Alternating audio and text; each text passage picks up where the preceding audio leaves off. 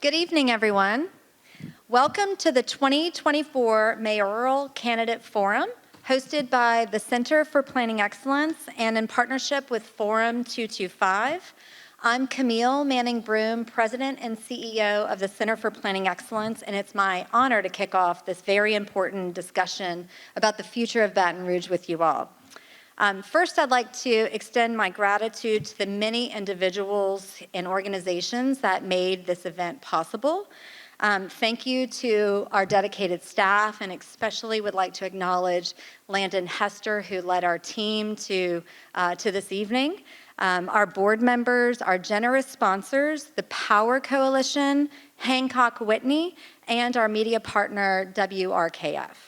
I also want to recognize the CPEX members who are here. Their support is critical to empowering CPEX to provide events like this. And of course, I want to thank our esteemed candidates for Mayor President. Their willingness to serve and engage in these discussions with us speaks volumes about their dedication to our city's future. I also want to let you know that Sid Edwards did respond to our invitation to join this forum and very much wanted to be here, but had a conflict that arisen and it could not be avoided.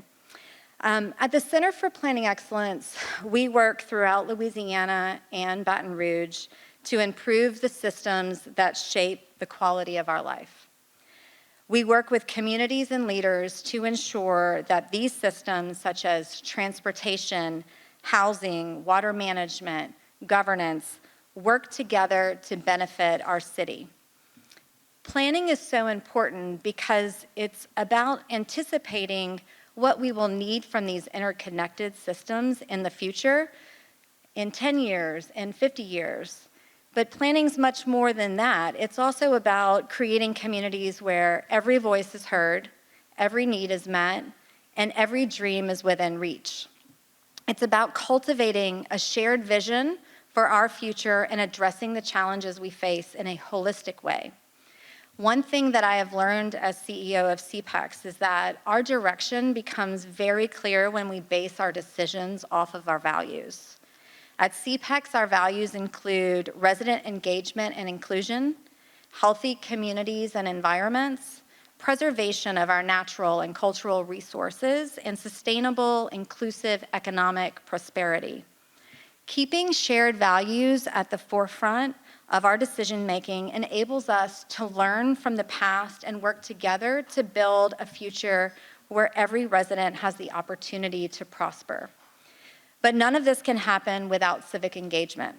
We cannot create a shared vision, implement change, or coordinate progress unless people are actively involved.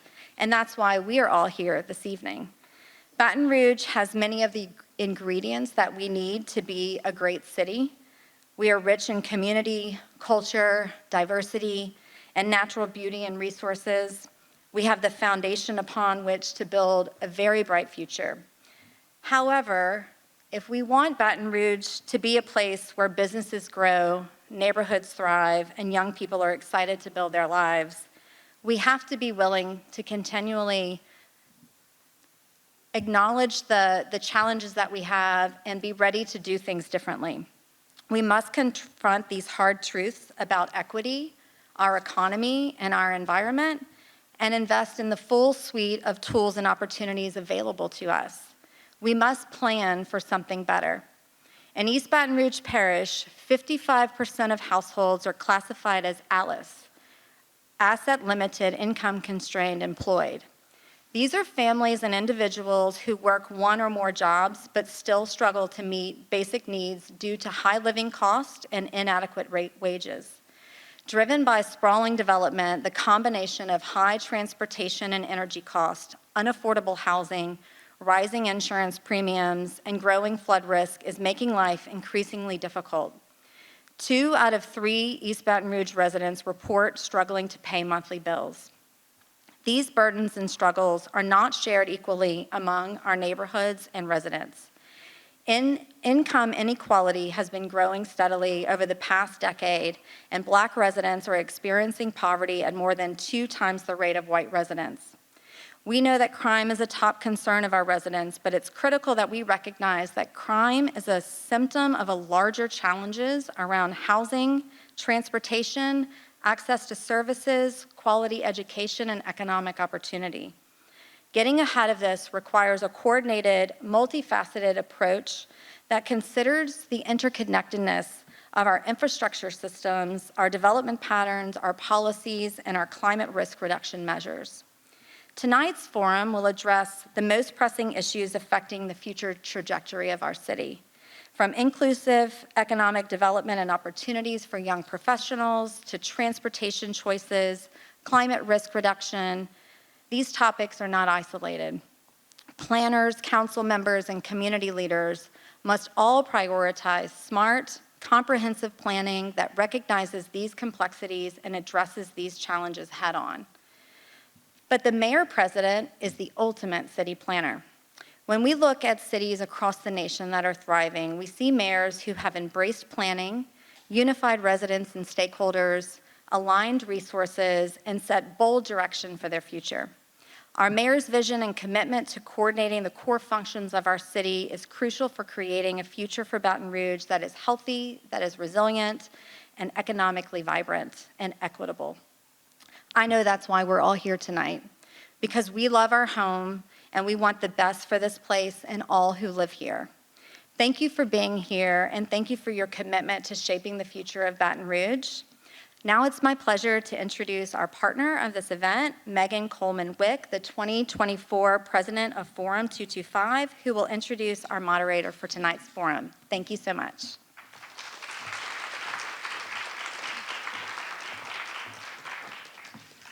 Hi, everyone. My name is Megan Coleman-Wick, and I'm the president of Forum 225, Baton Rouge's premier young professionals organization. First and foremost, I want to thank CPEX and everyone who made this event possible tonight. I'm honored to be here today, not only as Forum 225 president, but as someone deeply invested in the future of our city. Tonight's forum is incredibly important for young professionals because the leaders we choose will shape Baton Rouge now and for years to come. When looking for a place to call home, young professionals are seeking more than just a career. We're seeking connection, involvement, and excellent quality of life. Yet we all know the reality: attracting and retaining young talent remains an ongoing challenge. Earlier this year, Forum 225 introduced a 3-year strategic plan focusing on 4 key priorities: connection, community involvement, leadership development, and operational excellence. These priorities were shaped by feedback from our members, investors, and community partners, and one message came through loud and clear: connection is what matters most. That's why our participation is so critical. The future we envision for Baton Rouge, whether it's creating more opportunities for connection, improving our city's infrastructure, or increasing our focus on public spaces, requires all of us to be engaged, to ask the right questions, and to fully understand the solutions our leaders are proposing. Our vote is not just a decision for today, it's an investment in the future. I'd like to take a moment to encourage all of you to get involved with Forum 225. We provide young professionals with opportunities for networking, service, leadership development, and civic engagement, and we can only do this through the dedication of our incredible members and the support of our community and its leaders. I'm also excited to announce that we are launching a brand new signature fundraising event, Forum FET, which is just around the corner on November 1st. Tickets and sponsorship opportunities are still available, and we'd love for you to join us in making this event a success. More information is available on our website at forum225.org. I look forward to hearing from both candidates tonight about their vision for Baton Rouge. On behalf of Forum 225, I'd like to thank them for being here and for their commitment to a better future for our city. With that, I have the privilege of introducing our moderator for the evening, Stephanie Regal. Stephanie Regal is a multimedia journalist with more than 30 years of experience in New Orleans and Baton Rouge, both of which she claims as home. After graduating from the LSU School of Journalism, now the Manship School of Mass Communication, Stephanie spent most of the 1990s and early 2000s as a reporter covering politics and business for the award-winning WWL-TV.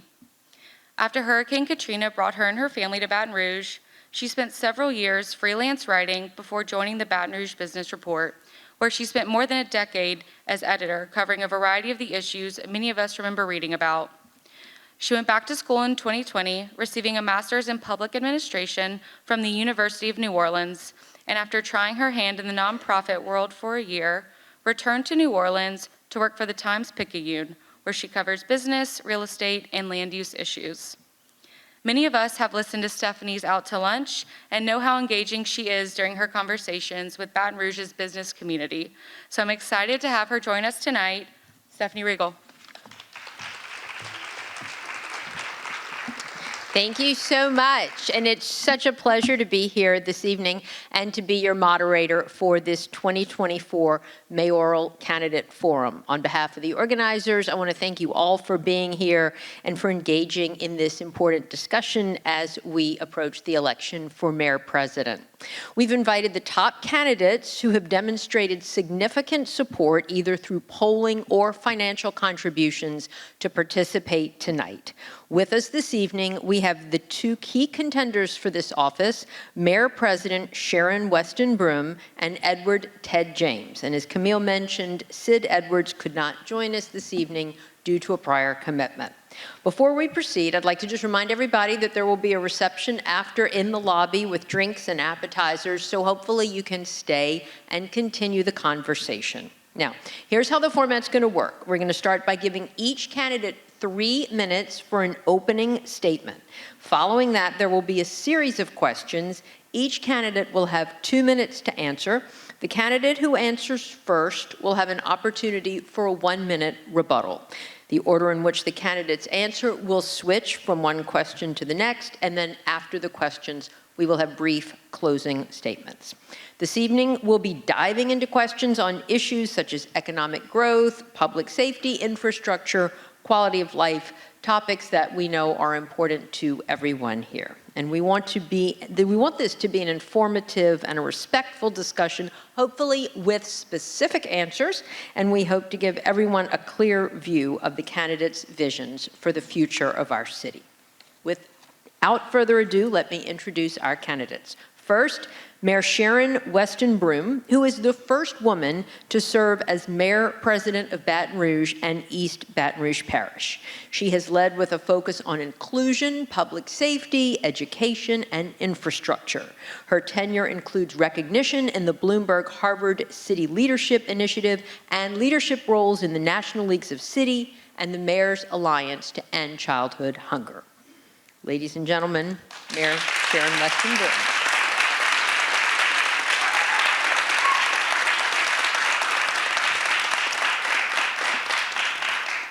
Next is Ted James, Baton Rouge native and McKinley Senior High alum who earned his bachelor's in accounting and his law degree from Southern University, graduating cum laude.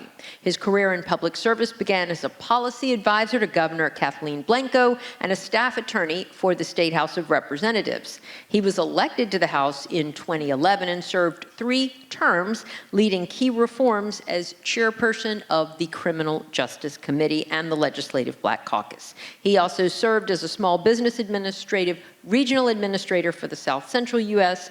Currently, he is an attorney at Doran and Cawthorn, an adjunct law professor, and former Urban League director, and most importantly, the father of Harper Ryan James.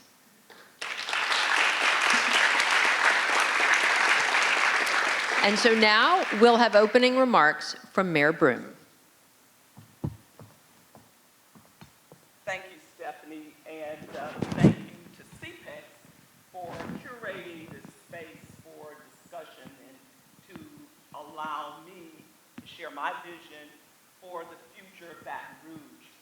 Let me start off by saying that when I took office in 2017, we had been through a major crisis in 2016. We were actually a community in trauma.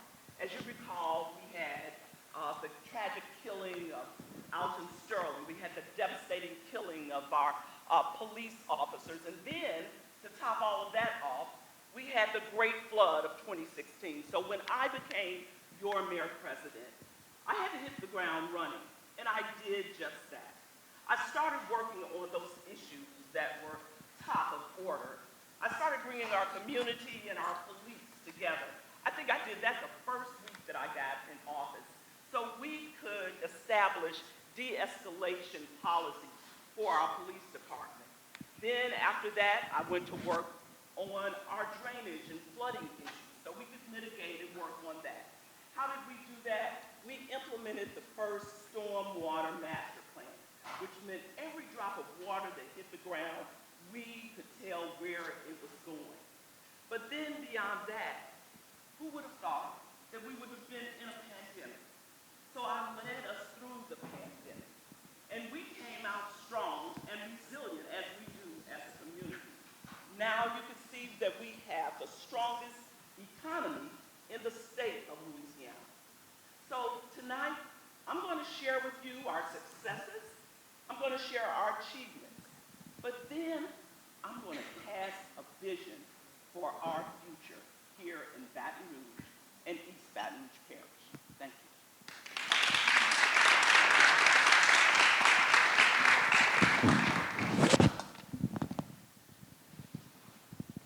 you. Good evening, everyone. And thank you to our lovely moderator, Stephanie, and to CPEX and all of the organizers for putting on this mayoral debate. But most importantly, thank you to citizens of East Baton Rouge Parish who took the time out to listen to the two leading candidates in this race discuss our visions for East Baton Rouge Parish. As Stephanie mentioned, I am a native son of this community, born and raised in Baton Rouge. I spent my entire life, especially my professional life, in service to this community. It's not about the titles. I've had many of them. It's about the action. But I've always and continually in search of ways to do more for East Baton Rouge Parish, because while we've had successes, the needs in this parish are still far too great. As Stephanie mentioned, I was appointed by the President of the United States to build strong small business ecosystems across 5 states. And it was through those 2 years that I traveled to cities that didn't have the assets that we have here in my beloved Baton Rouge. But way too often, they were taken off, and I flew back into Baton Rouge to a community that in many respects is stagnant. Those communities don't have an LSU and a Southern and a BRCC. They are not the seat of state government. They don't have a major port.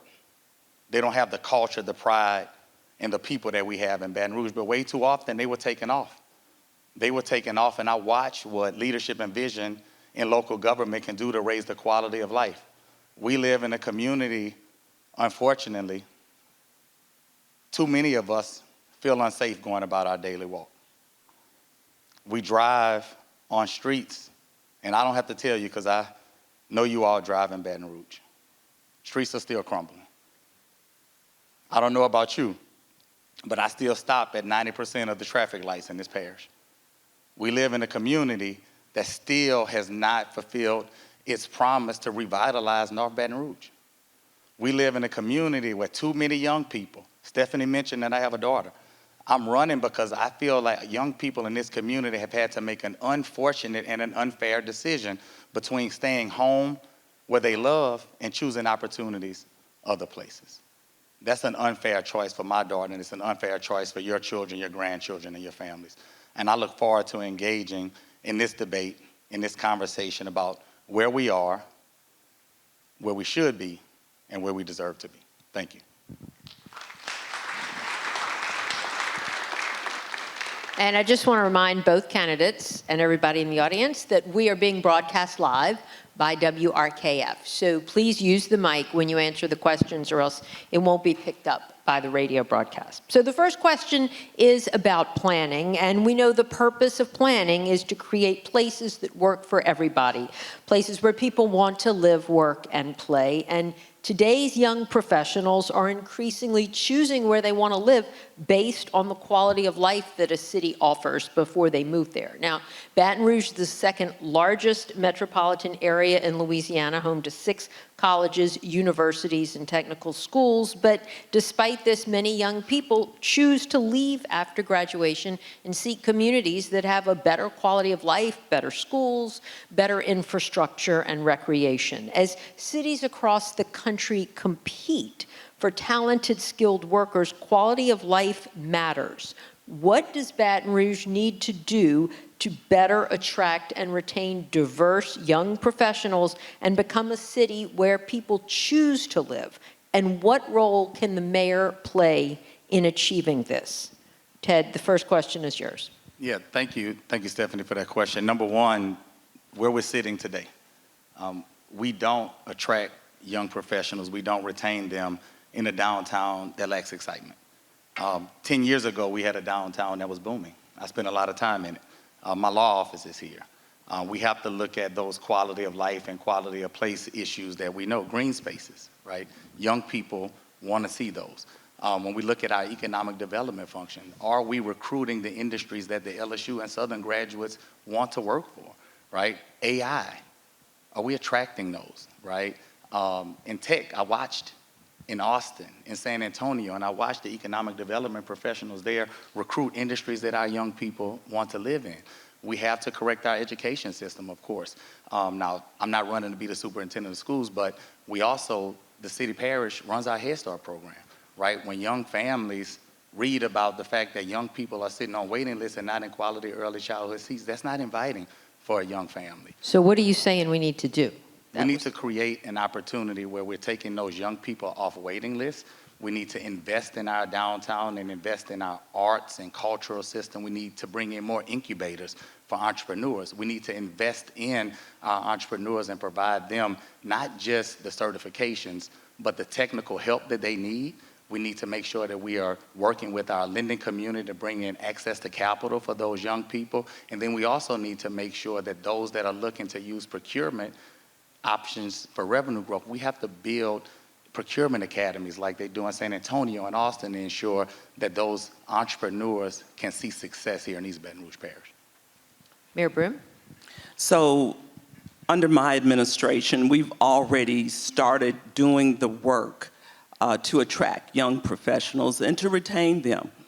I believe that the $1.8 million that we gave to the Baton Rouge Area Chamber as well as Visit Baton Rouge to implement the Better in BR campaign was an excellent start. In fact, while we are waiting on data, I'm already hearing great reports from young professionals who have connected to this campaign.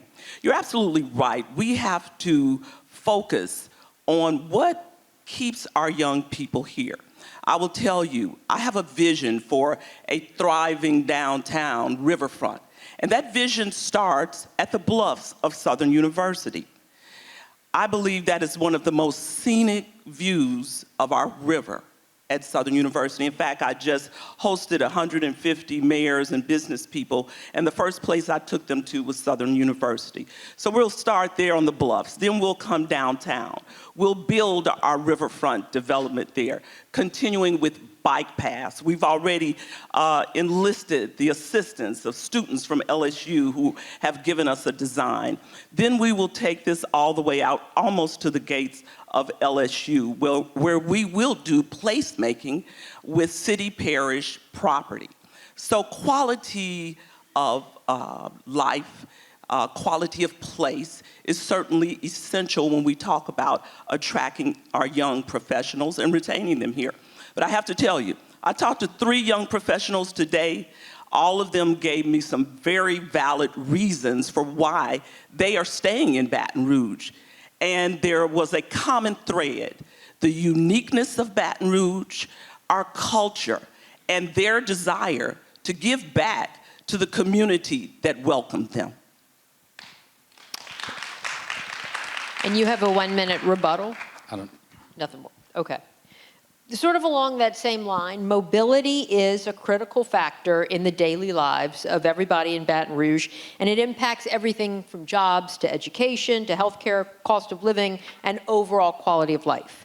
Baton Rouge consistently ranks, and we're missing some people here because they probably couldn't get here, right, among the most congested cities in the U.S., and we also have the highest rate of pedestrian fatalities. It's important that transportation provides viable choices for people of different needs and abilities, whether that's high-functioning transit, safe, well-connected bike paths and pedestrian networks, congestion relief, and infrastructure support. We also have to recognize that we can't improve mobility while also subsidizing sprawl, and that's one of the big problems. So as the city faces rising infrastructure costs and increasing climate vulnerabilities, we have to be clear-eyed about the financial liabilities and the increased exposure to climate risks associated with sprawling development. As mayor, what strategies would you implement to coordinate land use and investments in transportation and infrastructure to improve mobility, safety, and health? Mayor Broome? Well, through our MOVE EBR program, we have implemented some very strong strategies as it relates to our climate and our infrastructure. So, for example, we are using pervious concrete, which absorbs water. Where? In the streets? Yeah, when water hits, that's what we're doing with our streets and our roads. With the new streets. We're using that for our new streets, our concrete. And we're also using bioshells for the drainage that we are working on. But my overall goal is that we start looking at all aspects of modality for our city and parish. And there are a lot of different things that we can do in that arena. Most recently, I broke ground for our bus rapid transit system, which is going to take people all the way from North Baton Rouge on Airline Highway all the way to Nicholson Drive. And it's going to be energy efficient, electric buses, and it's covering a lot of territory. In addition to that, we have to start thinking about getting out of our cars and doing more commuting. So when we talk about bus rapid transit, that is one aspect of modality, but we've also implemented bike paths. And we also want to see people consider telecommuting as well as carpooling.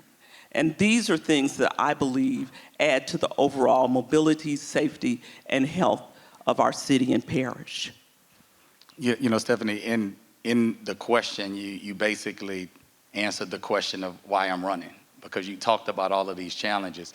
Yes, we passed Move Baton Rouge, and it's not the fact of the tax, it's the pace of the program, right? We're not seeing the results. You can go to the website and you can look at the completed projects. Number one, we have to look at the equity and where those projects are. We went North Baton Rouge. When you look at the website, I invite you to go and see it today. The majority of those massive projects are not in North Baton Rouge.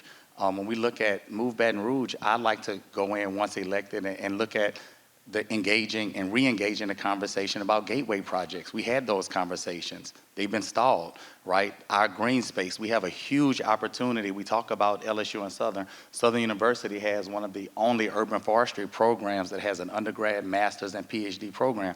We should be working with those students. They should be helping us plan for our urban forestry footprint here, because the more green spaces, of course, it mitigates heat, it's flood mitigation as well. So in the planning of our infrastructure, we have to also look to our partners, right? The federal government, $1.3 trillion.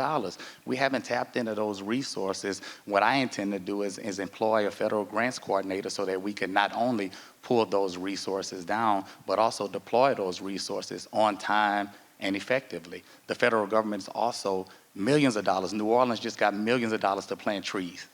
Right, we should be tapping into those resources as well. And they're not doing it, I might add. Just well, I'll tell you that our federal grants coordinator is going to make sure that we're doing it. Yeah. But you're right, they did get it at least. Yeah.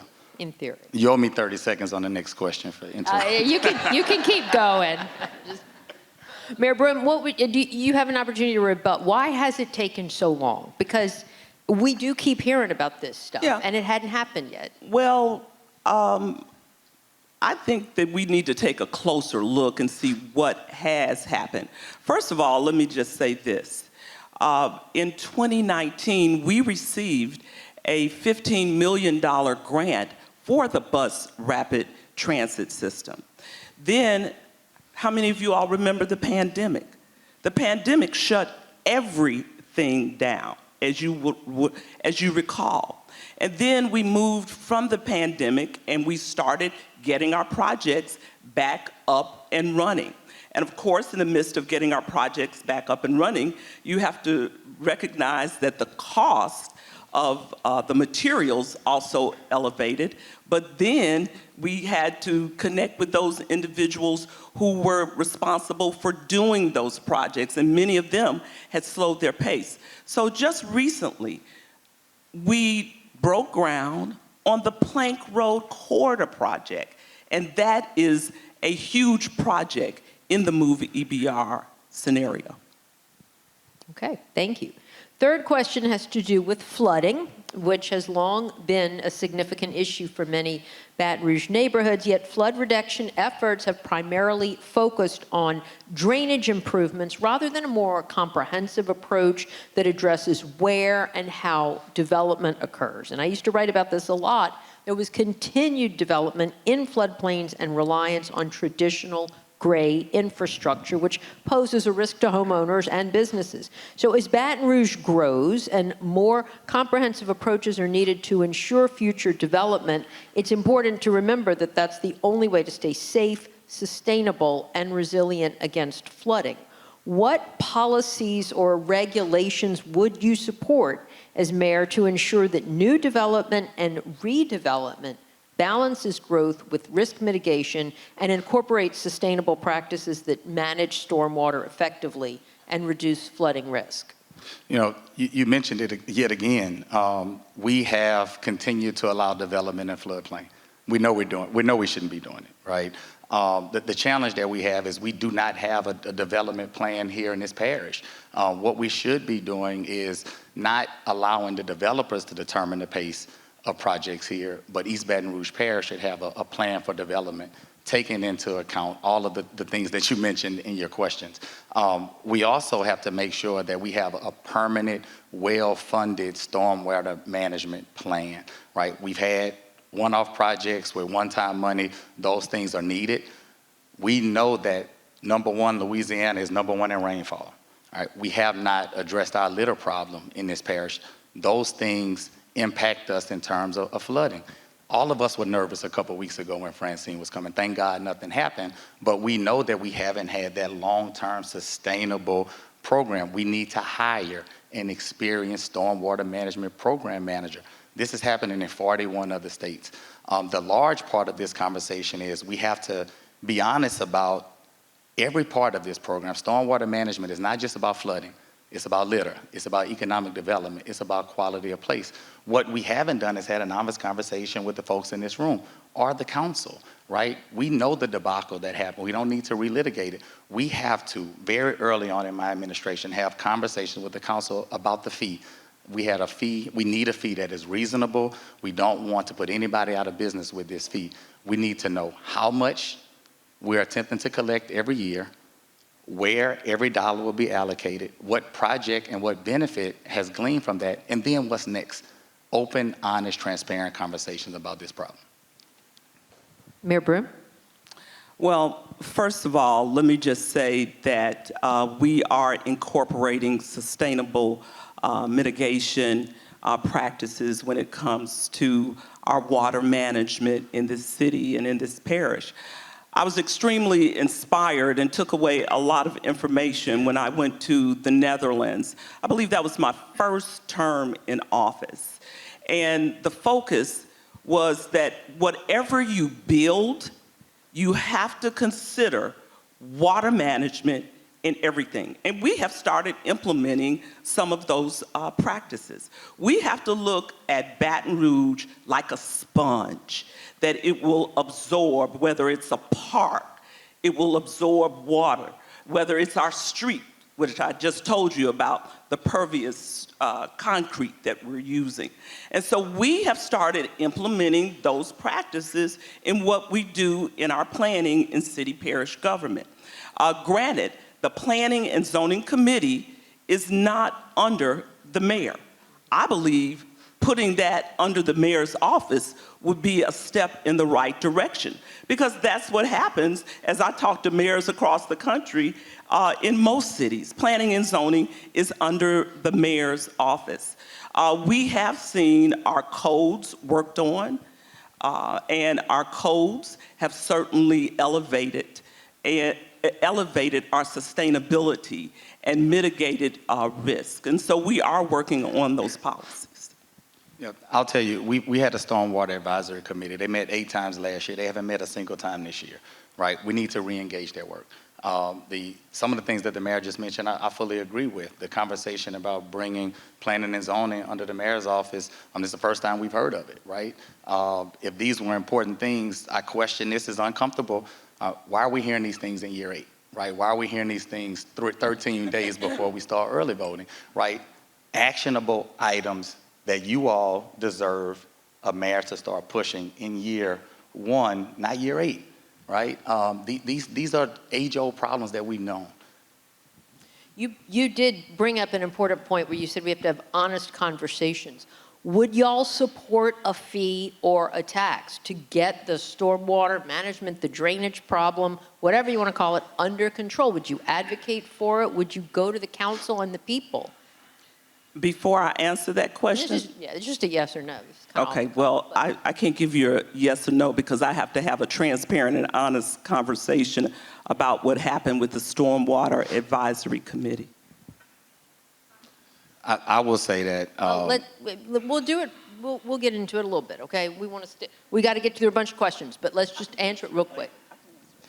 Yeah, after conversations with the council, after full conversations with the people of this parish, I will consider working with the council a fee because we need a long-term, permanent, well-funded stormwater management program.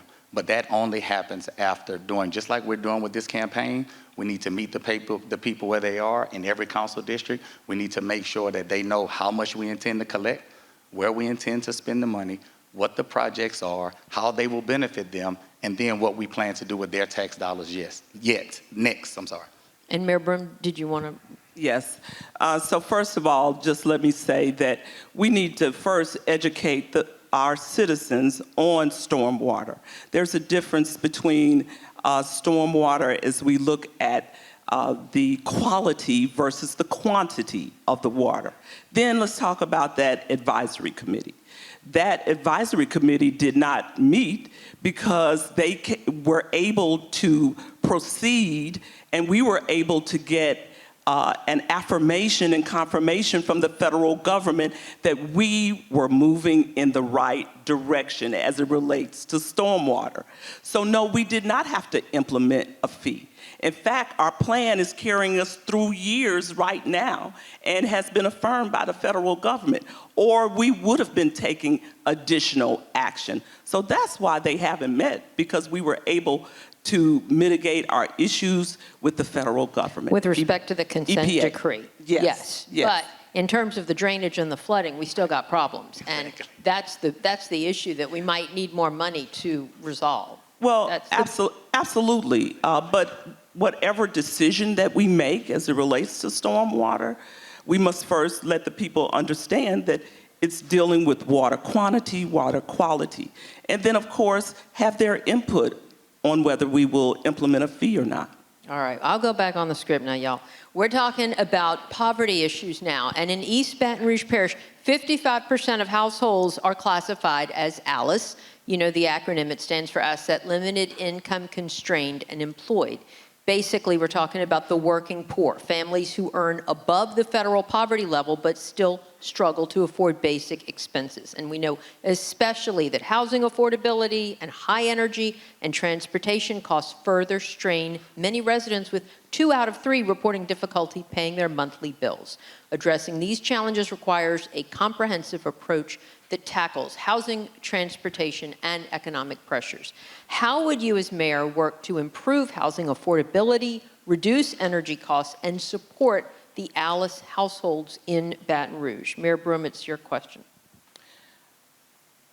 I have to tell you that throughout this conversation, I'm going to have to talk about the work that we've done. and talk about the vision. So, as it relates to housing affordability, we've already invested over the years, not just in year 8, we've already invested in 1,500 affordable housing units. We've also invested over $8 million in our Choice Neighborhood Project with Ardendale. All of these projects will help the Alice population. But in addition to supporting the Alice population with housing affordability, it's very important that we connect them to career training and programs, such as our Employ BR program that's available. It's also important that we expose them to other energy cost savings that they could implement in their houses. And so these are some of the things that we can continue to do as it relates to housing affordability. Yeah, you know, a large part of this conversation is not as a challenge of me saying everything is broken. The things that are working, we're going to enhance those. In terms of housing, I want to get away from just multi-complexes to more single-family living. We do that by addressing our blight problem here in East Baton Rouge Parish. We, the city parish, owns too many structures that are blighted. We have to get our act together first. Get those properties, put them into commerce. We need to make sure that Bill Baton Rouge is working as it was intended. That requires us to no longer have stories that were in the Advocate on April 8th of 2022 that talked about East Baton Rouge Parish either losing or not spending HUD dollars that could go to add more to the housing population. We know that many of our neighbors are living in homes owned by slumlords. We got to get aggressive about code enforcement. Those out-of-town slumlords that are not going to keep up those properties, we need to find them, we need to take it from them, and we need to put those things in commerce. I am going to make sure that I use my appointment authority with Bill Baton Rouge, and I'm also going to make sure that we have the resources. I think that in conversations with the council, we need to engage in a conversation about having an East Baton Rouge Parish Housing Trust Fund. Communities across the country are doing those things, and they're leveraging federal dollars to ensure that we can do not just rental assistance. We did that. It was great. I want to take it a step further. Down payment assistance. Other mayors across the country use those same ARPA dollars for down payment assistance for first responders, for teachers, for government employees to make sure that we are making the beauty of home ownership a reality. We can do those things with leadership and vision. Lastly, in addition to code enforcement, we have to get aggressive about demolishing the properties that we have that have clear title. Clear title is an issue with some of the blighted properties. I envision going to the legislature, if it's a legislative fix that we need, or even going to the court to employ a specialty court so we can quickly move those properties into commerce and get families in them. Mayor Brim, you have a rebuttal?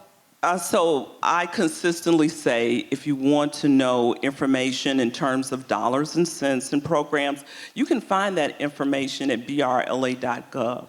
And if you dig a little deeper, you will find out that we, the Broome administration, did not return HUD dollars. Those were dollars that were not utilized by the prior administration. And let's talk about blight. You know, blight at the end of the day, and we have invested over $2.2 million in blight enforcement. But I have a vision for bringing in developers through TIFs, non-traditional TIFs, to address blighted properties. Because at the end of the day, blighted properties change when you put people in them, when you develop them first, and then put people in them. Let's talk about St. George for a minute, because as East Baton Rouge Parish continues to navigate the implications of the recent creation of St. George, community leaders and residents are expressing growing concerns about the potential for increased social and economic divides. This new municipality also raises questions about resource allocation, public services, and community cohesion. We know historical disparities in access to education, infrastructure, and economic opportunities could be exacerbated if both areas do not actively work towards fostering collaboration and inclusion. The creation of St. George has the potential to deepen social and economic divides within this parish. What steps will you take to promote unity and ensure equitable access to resources and opportunities across the region in St. George and in Baton Rouge. Yeah, those steps have already been taken. When I announced my candidacy, I said that I was going to put president back in mayor president. On February 29th, that applied to Baton Rouge, Baker, Zachary, and Central. Now we have St. George. The proof is in the pudding. The first thing that I'm going to do is I'm not going to call them names. I'm going to call them to the table. I'm going to make sure that we end the fighting. Nobody's benefiting from the continued fighting but the lawyers at the table and those that are looking to score political points. My friends and my neighbors in St. George are just like my friends and my neighbors in Baton Rouge, Zachary, Central, and Baker. A few weeks ago, we had a debate, and the mayor said that by the election, the CEA is going to be signed. I hope that that's the case, because the continued back and forth doesn't benefit any of us. There are some unanswered questions, incorporations, annexations, but the truth of the matter is this is going to be painful for a few years. When you look at the fact that we are going to lose a huge portion of our tax base, we should be having a budget conversation about, yes, tell us what services you want the city parish to continue to maintain. Then we have to go and ensure that services are not interrupted. I said it last week. I wouldn't commit to saying that services won't be interrupted because I know we're about to lose a huge chunk of our tax base. We bring people to the table like I've always done with people that I don't always agree with. That's why I've enjoyed the support of folks all across this parish in this race. Tell me a little bit more, because bringing people to the table is a nice metaphor that we always use in these kind of settings. Yeah. I mean, what does that literally look like? It means having conversations about the future of this parish. It means not sending letters out, not posting stuff on the internet that's not accurate. It means calling Mayor Yates and saying, put your issues on the table. What services do you want us to continue to maintain? Have my finance person there saying, here are the cost allocations that we need to send to St. George for you to maintain these services versus what is owed to the city parish for the years of services that we have supplied for the city of St. George. They want to do their own public works. What does that mean for the budget for us to make sure that services aren't interrupted? You all live here. You know today, right? Betty Martin was on TV last week because the city hadn't cut the grass or picked up the trash on her street. We hadn't even lost a significant part of our tax base yet. We need to have real, honest conversations. I'm a certified mediator as a lawyer. We need a mediation right now. It's time. Mayor Broome, and I'll give you extra time to go. Okay. Well, let me just say that your parish president, Sharon Weston Broome, she's at the table already. She doesn't have to create a table to be at. In fact, a couple of weeks ago, you may have participated in our first annual neighborhood convention. At that neighborhood convention, we had all the mayors of the municipalities in a very great conversation, talking about our assets as a parish, talking about our communication as leaders. I will tell you, today I had a very good conversation with Mayor Yates, a very good conversation. And I will also tell you that I had a very good conversation with Mayor Wade Evans. You know what we were talking about? We were talking about how we could intersect some of the things that are happening in Central and push it out on our parish, on our website. But more than that, I have been working on the St. George issue. I am at the table. I will tell you that our conversations and our negotiations have been moving in a positive direction. And at the end of the day, as parish president, I want to make sure that the advent of this new city does not have a negative impact on all of the citizens of the city and parish, including the ones who are part of St. George. So I would say, stay tuned and see what's about to happen. Is the CEA getting closer? Might it still be signed by the election? I believe the CEA is indeed getting closer. Yeah, and that's great for all of us, right? You know, I want that to happen, right? But I want to bring up something that the mayor just said. The mayor said that for the first time, all of the mayors in this parish sat in one room. For the first time. 1, 2, 3, 4, 5, 6, 7. The 7th year in the 8th month. Like, that's not real collaboration. right? I talk about us having a city parish agenda. That means bringing the mayors of all of our cities to the table and having an agenda for the legislature, not in year 8, right? Like, these things are great. They should have happened in 2017, not 2024. Time, and I'm going to give, Mayor Brum said you needed to. I stand to be corrected. This was the first time we had a neighborhood convention and we were all at the table. Of course, over the past 8 years, I've had to bring them in my office all together. Not to mention, we've all been together at the Mayor's Office of Homeland Security and Emergency Preparedness, which we have stood up over 100 times because of crises that we've had. Okay, so we'll leave that point clarified, everybody.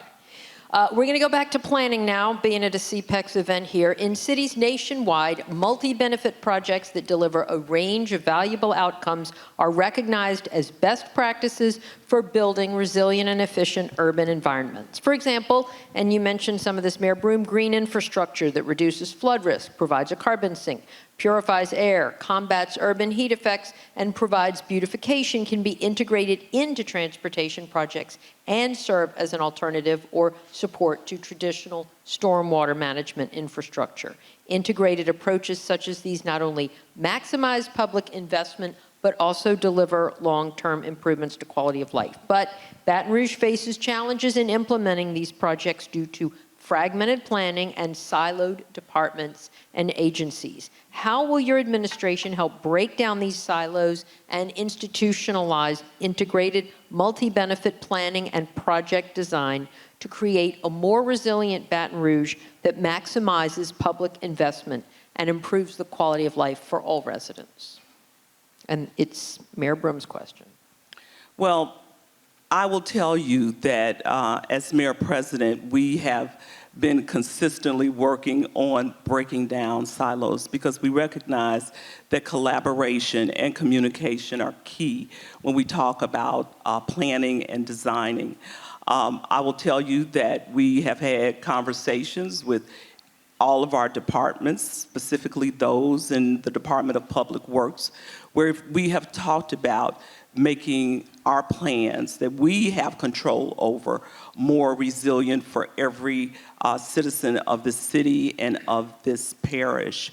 We have executed the use of ARPA dollars to improve drainage and to make our city more resilient. We have advocated and we've produced codes that help transform and make our city more resilient. And so our public investment has been demonstrated throughout my tenure as Mayor President, and we will continue with input from individuals like CPEX who have been at the table when we've worked on programs like our Complete Street program. So we will continue those efforts. Yeah, and this is a great room because you all are the folks that are doing the work every day. One of the significant challenges about East Baton Rouge Parish is we plan and we plan and we plan, and those plans end up on somebody's bookshelf, and we all know it. We have allowed for our projects to be largely developer-driven. We need an East Baton Rouge Parish development plan in concert with the developers, in concert with the CPEXs of the world, in concert with the chamber. We also have to look to what other communities have done to spur economic development in terms of planning, right? When we look at creating opportunities to rebuild, look at what Detroit was able to do. Detroit, they had a robust plan where they looked at economic development and cleaning up and revitalizing older communities, crime mitigation. What they did, they had a demolition plan, right? They had a land banking plan. That's Build Baton Rouge.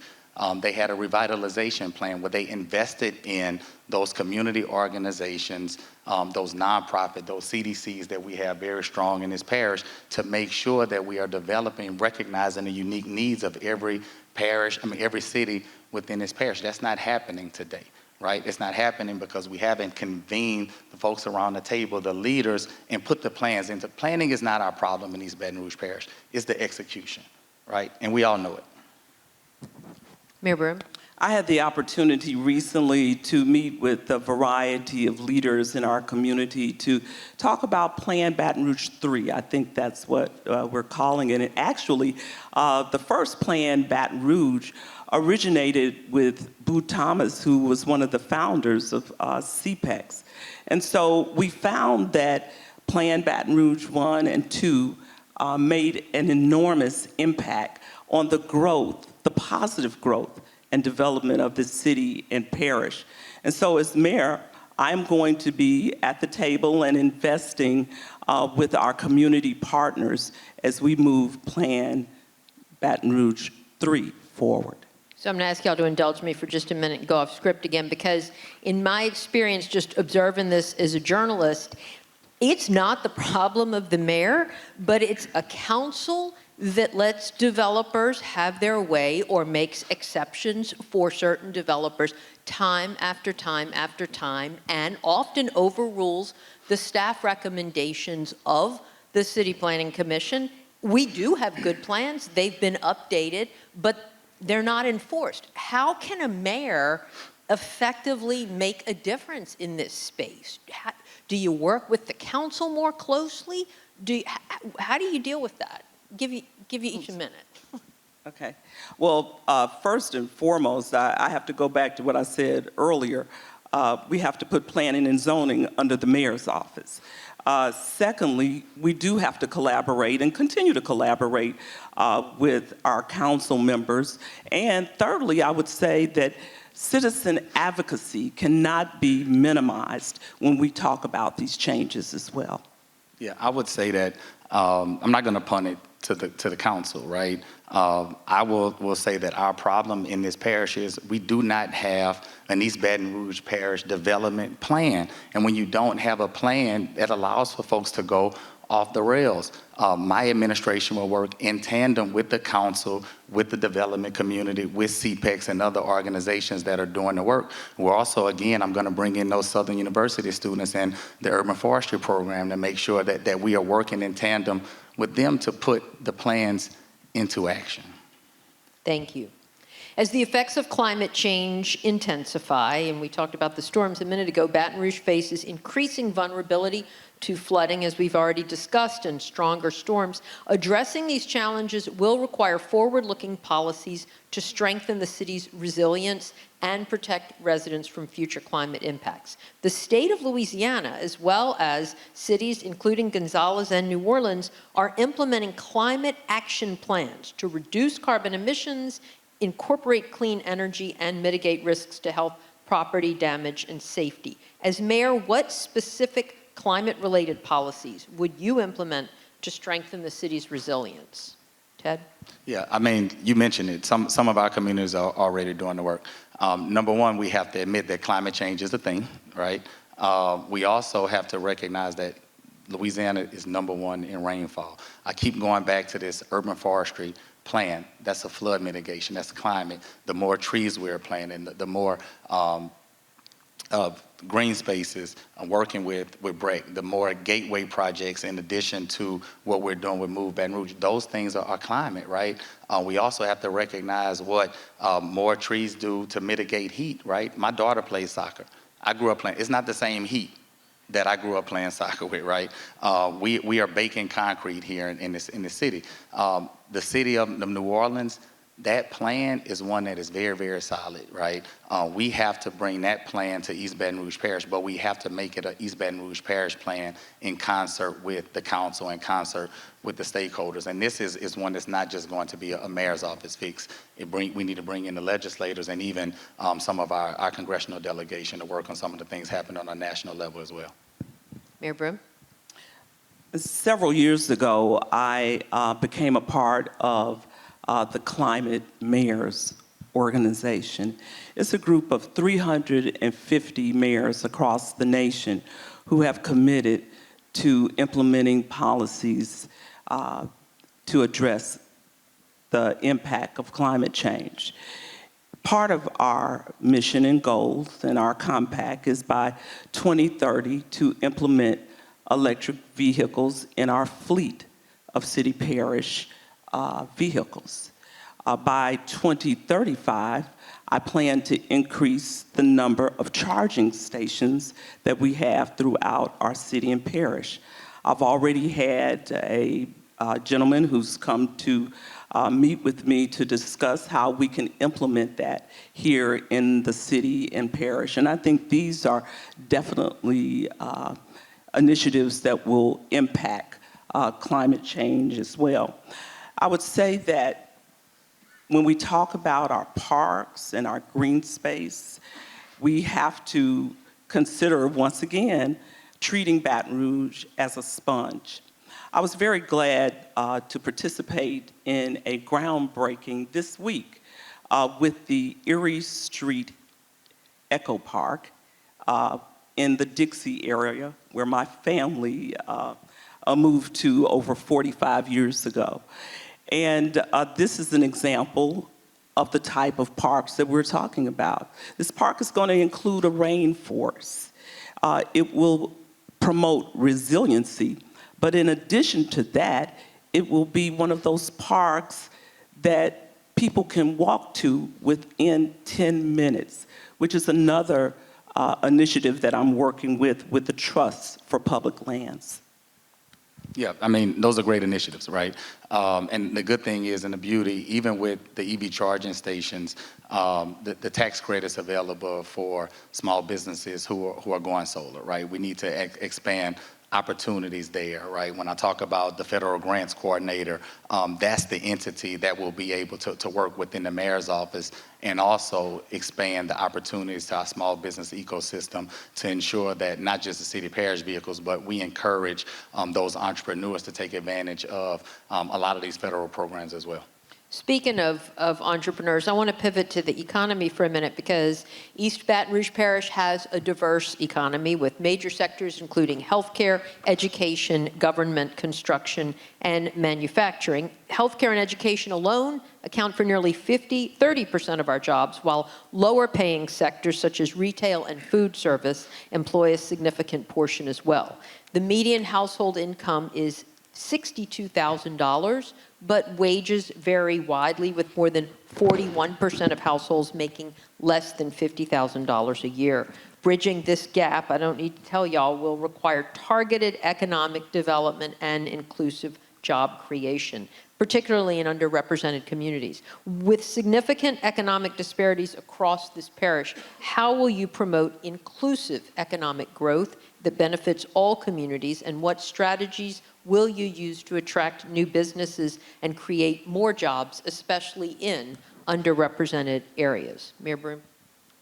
Well, first of all, I will say that since I have been mayor president, I have continuously said that we have to be very intentional about the work that comes out of the mayor's office. And when I first came in office, I was focused on disinvested communities, and it still remains a priority for me. So we went to work there towards economic growth. We had a medical facility that had been empty for years and was on the brink of blight. I was able to recruit businesses to put that building back up into commerce in Howell Place. We now have Ochsner's Healthcare there, and we have Ocean's Healthcare there. But in addition to that, I invested over $6 million of development for the Scotlandville area. We now have a RFP, request for proposals, so we can stand up a grocery store in an area of disinvestment, which may likely be that Scotlandville, or certainly in North Baton Rouge as well. I would be remiss if I didn't talk about Amazon. I mean, Amazon has created 1,400 jobs for this city and parish. And these jobs certainly are equitable in terms of who they attract. And so we have made some substantial gains as we move towards economic development for the city and parish. Yeah, Stephanie, the entity you worked for a while, the Baton Rouge Business Report, highlighted a study from the Milken Institute. and they rate cities on job growth, sustainability. In 2015, we were ranked number 21. Today, we're ranked 155. Yes, we got Amazon, but we lost walk-ons and we lost Republic Finance because we are not investing in the quality of life issues that young people want to see here in East Baton Rouge Parish. What we need to do, I will employ an economic development professional. One of my ACAOs will be an economic development professional. We don't have one in the mayor's office today. I will re-engage when conversations to have a strategic partnership with the Baton Rouge Area Chamber, also Committee of 100, also the Hispanic Chamber, the Metropolitan Black Chamber, to bring in all of our economic development ecosystem to make sure that we are creating a solid plan for recruitment. When we talk about employee BR is more compliance-based now and not service-based. Cities of our size are moving towards combining their economic development and their workforce functions. I'm not saying that we need to go there yet, but we need to make sure that employee BR and BRAC are at least communicating, so we're training for the jobs that our economic development partners are trying to recruit to East Baton Rouge Parish. We are competing with cities that already have the trained workforce, and we can't continue to recruit on the hope that we will have a trained workforce when they get here. Small business ecosystem. We have to create a more stronger small business ecosystem. We've done great with recruiting, right? The CAOs, the chief executive officers, we need to create a better infrastructure for the chief everything officers, our entrepreneurs. Technical help, access to capital, and opportunities to turn our certifications that we work for those small businesses to obtain into opportunities for sustainability. Time. And Mayor Forum, did you want to respond to that, especially about the decrease in the ranking there? Well, there are other rankings that are elevating, such as 1,600 new jobs that are scheduled for Baton Rouge in the next 2 years. I think that's what Lauren Scott said. So we are on a positive trajectory. Did he say 16,000? I stand to be corrected. He said 16,000 new jobs for this region. But we also recognize that at the core of inclusive economic development are our small businesses. And to that extent, I gave $150,000 to Southern University School of Business and $150,000 to LSU School of Business so that they could ignite the entrepreneurial ecosystem for our city and parish. We have a few minutes and we have a few audience questions that I think it would be fun to get to. And so we'll follow the same format, and right? So, and this one touches on education. I heard somebody say at the beginning, I'm not running for school board superintendent, but one of our audience members wants to know, how do you plan to collaborate with local school boards and educational leaders, collaborate, acknowledging it's not your job entirely, but to collaborate with them to improve the quality of education and ensure that every child in the parish has access to high-quality public education?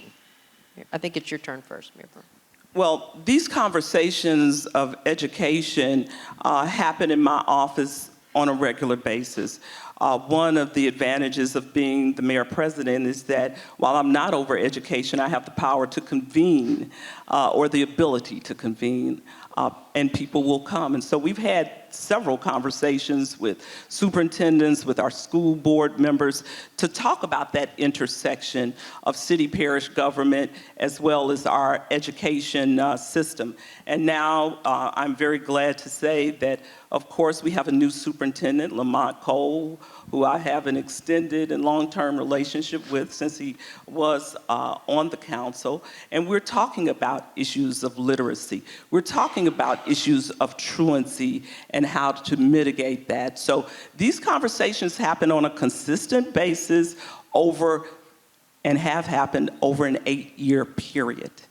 Yeah, I mean, I think that, the mayor and I both agree that the importance of working with our young people, where what I've said since February 29th, the best thing that we could do for our school system is to ensure that our young people are kindergarten ready, right? A huge percentage of our young babies that are in our Head Start program score 0 in terms of kindergarten readiness. I was corrected because I was saying 400 before, but I read just recently that it's about 550 that were on the waiting list and not being seen, right? Not being educated. The best thing that we could do is send him kindergartners that are ready. Since February 29th, we are not just talking about literacy.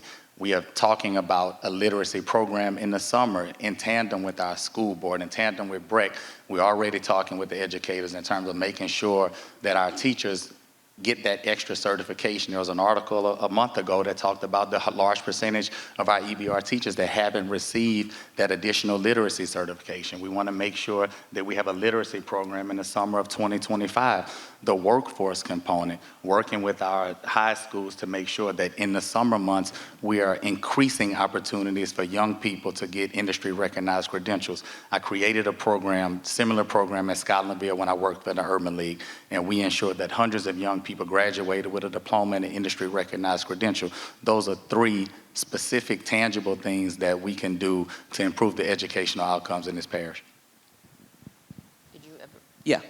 So in 2018, I started the Cradle to K initiative.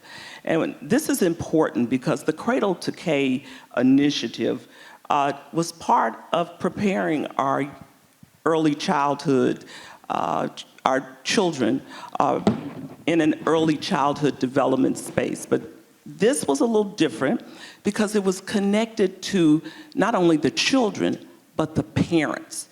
The parents need help in getting their children ready for kindergarten.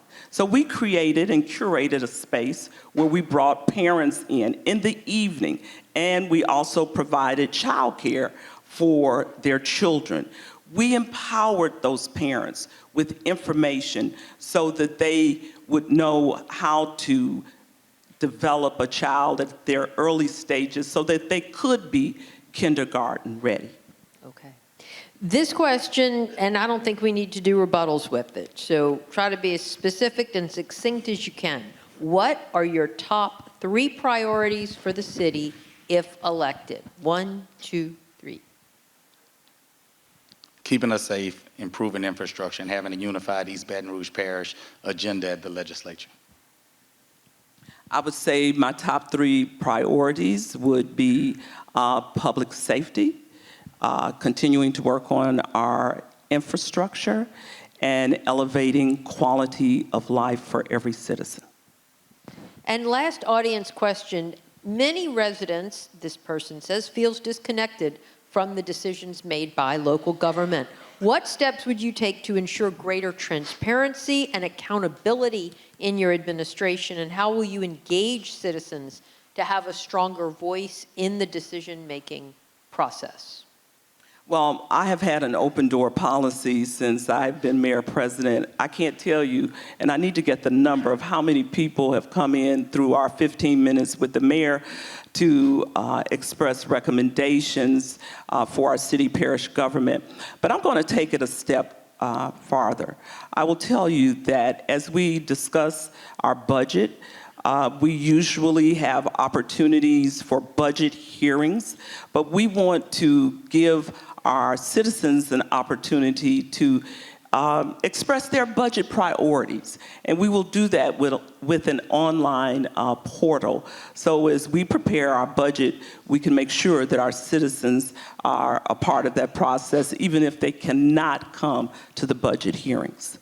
You know, Stephanie, I've said multiple times, the way I campaign is the way I'm going to govern.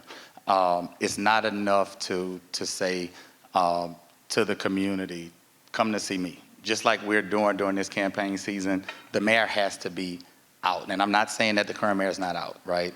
What we need to do is create these opportunities, not just saying, hey, vote for me.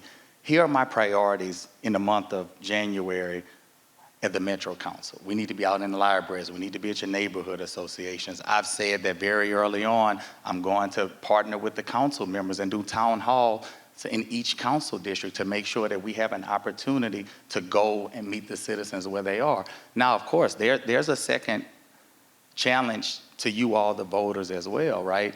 Civic responsibility doesn't end at the ballot box. So push us when it's time to govern.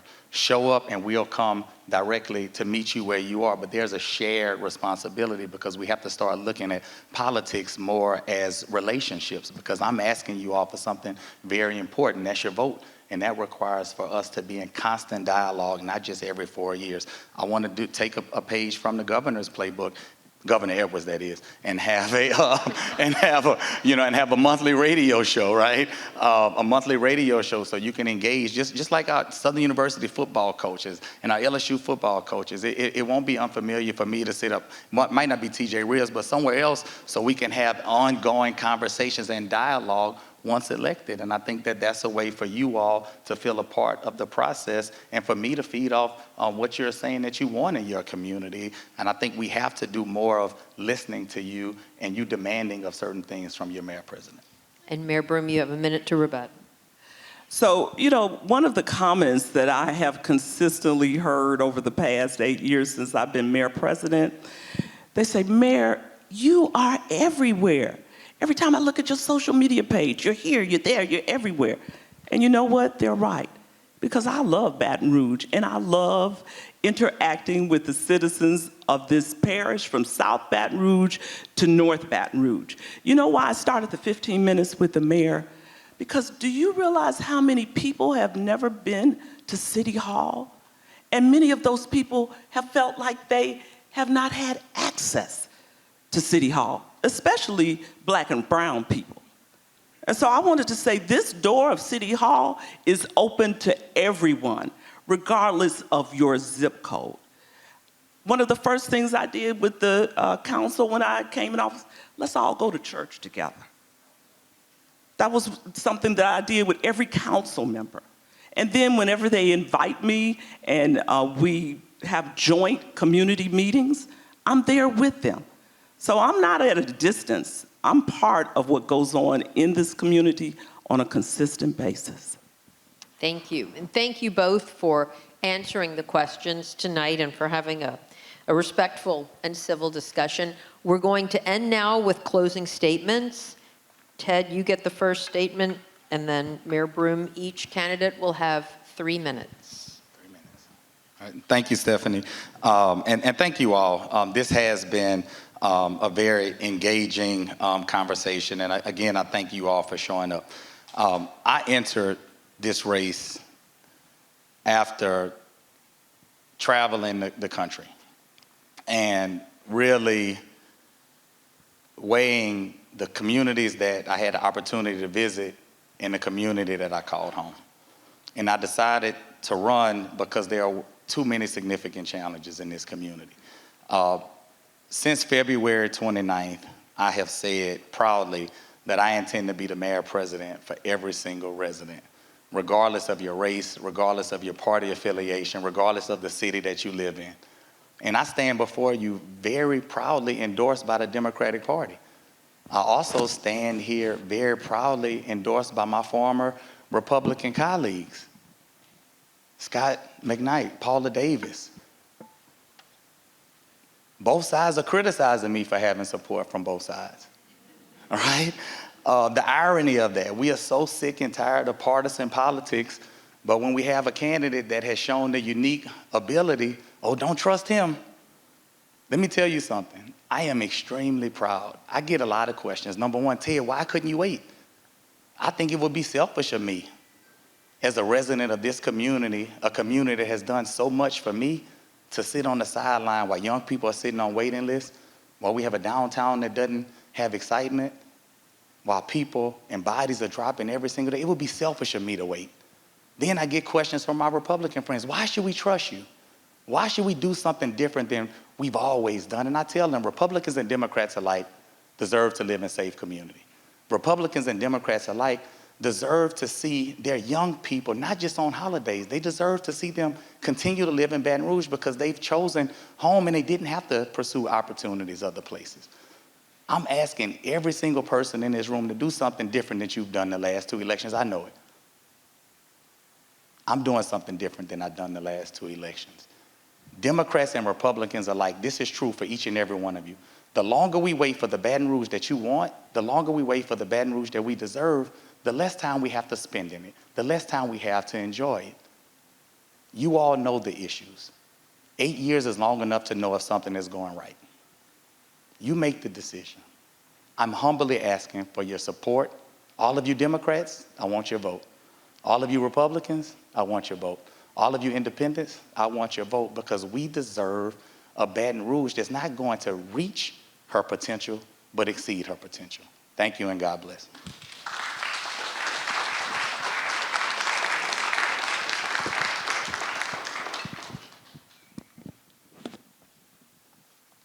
Can you bring the mic, Mayor Broom, just because the radio's picking it up? Okay.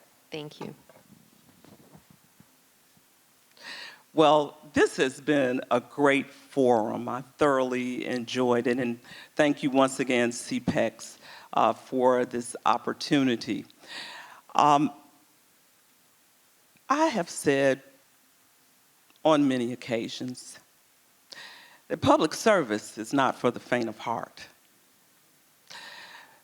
I want you to just think for a moment about the past years, the past 8 years specifically.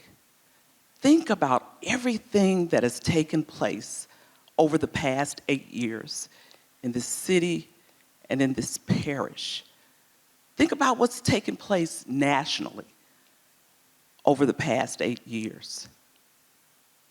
When I think about the past 8 years, I'm not in denial about challenges, but I'm not going to ignore the successes and achievements as well. I believe in seeing the glass half full and not half empty. My vision remains and will continue to be that Baton Rouge will be the best mid-sized city in America. We have that potential in our policies and the work that we've done. But more importantly, we have that potential in each and every one of you. When I talk to the young people in the community, the young professionals, you know what they talk about? They talk about the strength of our community is the people that are here. And the same reason why one individual, young person, decided to come back to Baton Rouge, because of the people, the culture, and what he saw as a path forward to succeed in his career.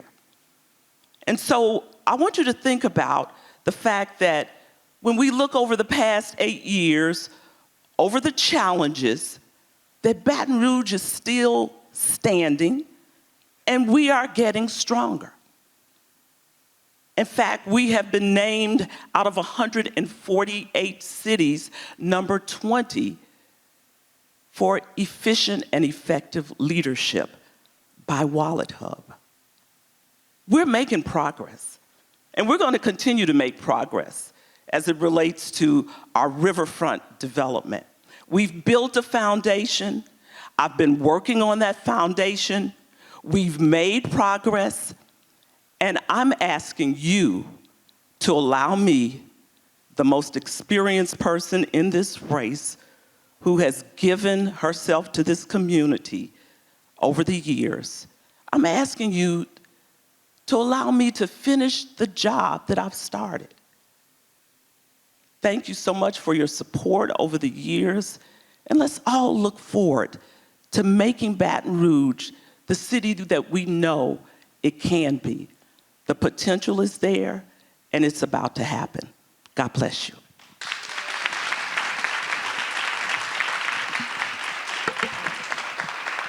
Great. Thank you.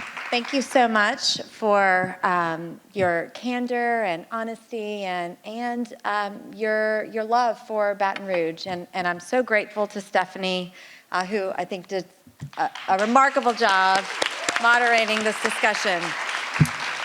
Civic discourse is so critical, and CPEX is really glad to contribute to this. I hope you will all join us and hopefully our candidates for some hors d'oeuvres from Mestizos and some drinks, and meet us out in the foyer. Thank you all so much for being here and your commitment.